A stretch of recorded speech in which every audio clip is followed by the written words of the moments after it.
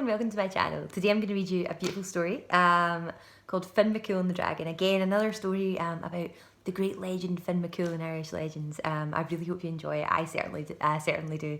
Let's begin. When Fionn left his teacher Finnegas, he set out for the court of the High King at Tara.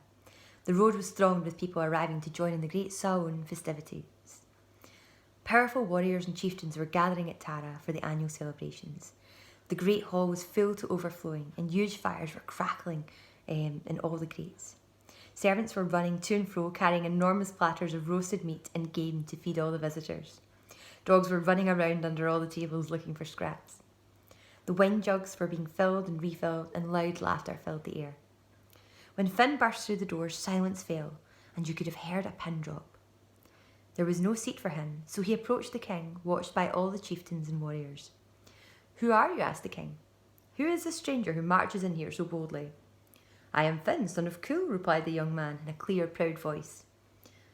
"You are welcome here," said the king. "Your father was a great friend to me." "How may I serve you, my king?" asked Fionn. "Well," replied the king, "there is something you may be able to do for me."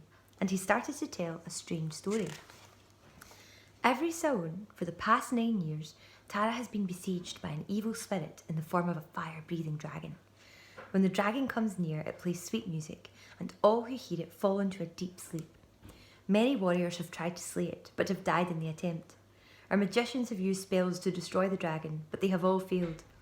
If you can save Tara, I will grant you whatever you want. "I will slay the dragon for you, my king," vowed Fionn, and he strode out in the dark night to wait for the beast. Suddenly he heard a soft voice saying, "Fionn, your father was a good friend to me. I have come to repay a favour your father did for me." Fionn looked around, but he could see no one. "You cannot see me," said the voice, "but look up and you will see a spear." Fionn looked up, and just above his head was a beautiful silver spear.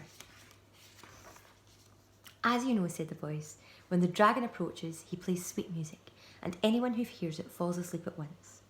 Take the magic spear and press it firmly against your forehead as soon as the music begins. The dragon's music will have no power over you." Fionn waited for what seemed a long time, and then he heard a single note being played on a pipe, a note of enchanting sweetness.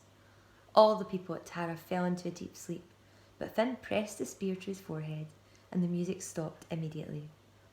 He saw the dragon standing before him, his breath on fire, and he hurled the magic spear straight between its eyes.